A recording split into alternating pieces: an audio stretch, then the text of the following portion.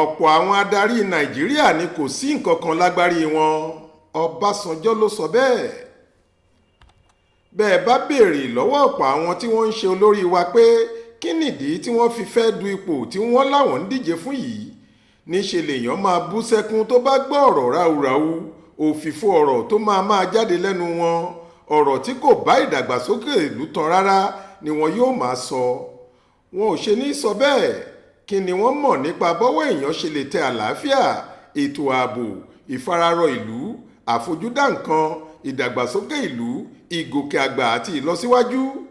Èyí ló mú kí iná ìtẹ̀síwájú máa jó rẹ̀yìn bó ṣe ń jó yìí, torí kò sí òye àti ọgbọ́n ìṣèjọba rere.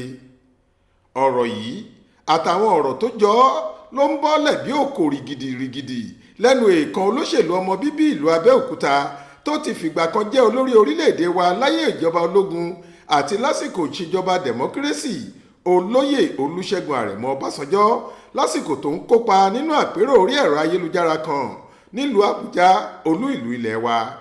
Ọjọ́ Ajé Monday, ọjọ́ 16 oṣù keje yìí lètò náà wáyé, tí wọ́n fi sọrí ìwé kan tí wọ́n pe àkọlé rẹ̀ ní Reclaiming the Jewel of Africa, tí mínísítà tẹ́lẹ̀ rí fún iléeṣẹ́ okòòwò àti ìdókòòwò tó sì tún ṣe mínísítà ètò ìṣúná nígbà kan, alàgbà Olúṣẹ́gun Àgàngà kọ. Olùdámọ̀ràn pàtàkì sí ààrẹ Bọ́lá Ahmed Tinubu lórí ìlànà owó níná, ọ̀gbẹ́ni Ọláwálé Ẹdùn, tó ṣojú fún ọ̀gá rẹ̀, ló ṣèfilọ́lẹ̀ ìwé ọ̀hún lórúkọ Tinubu tó sì kó jáde bí ọmọ ọjọ́ mẹ́jọ. Ọbásanjọ́ ló sọ àsọyé pàtàkì lórí ìwé náà. Ṣé ṣàkátàpàrà làgbàlagbà ń bẹ́tọ́? Ẹnu àgbà sì lóbi tí ń gbò. Ọbásanjọ́ sọ nínú ọ̀rọ̀ rẹ̀ pé ẹ̀dùn ọkàn gidi ló jẹ́ fóun, bẹ́ẹ̀ ló sì yẹ kó jẹ́ fún gbogbo onílàákàyè pé orílẹ̀-èdè wa Nàìjíríà kò gún igi ìtẹ̀síwájú dé ibi tó yẹ kó gùn ún dé láti ìgbà tá a ti gbòmìnira.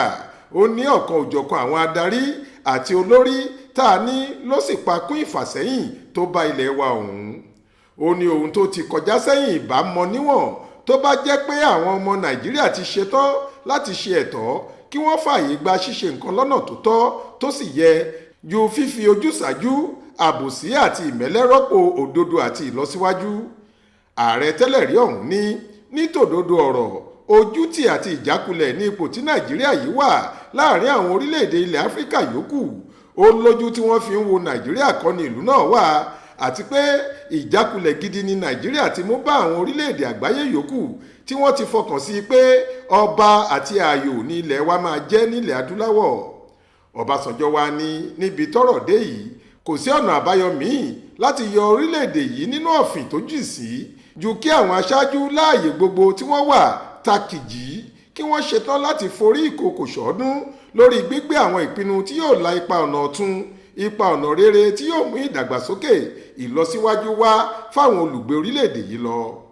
Ààrẹ tẹ́lẹ̀ rí ọ̀mọ̀wé Goodluck Jonathan tóun náà kópa níbi ètò ọ̀hún sọ̀rọ̀ látòrí ìkànnì ayélujára rẹ̀ pé àwọn ètò tó mọ́yán lórí tó sì ní kìmí níjọba gbọ́dọ̀ gbé kalẹ̀ láti dá Nàìjíríà padà sí ipò tó yẹ kó wà láwùjọ àwọn orílẹ̀-èdè ilẹ̀ adúláwọ̀.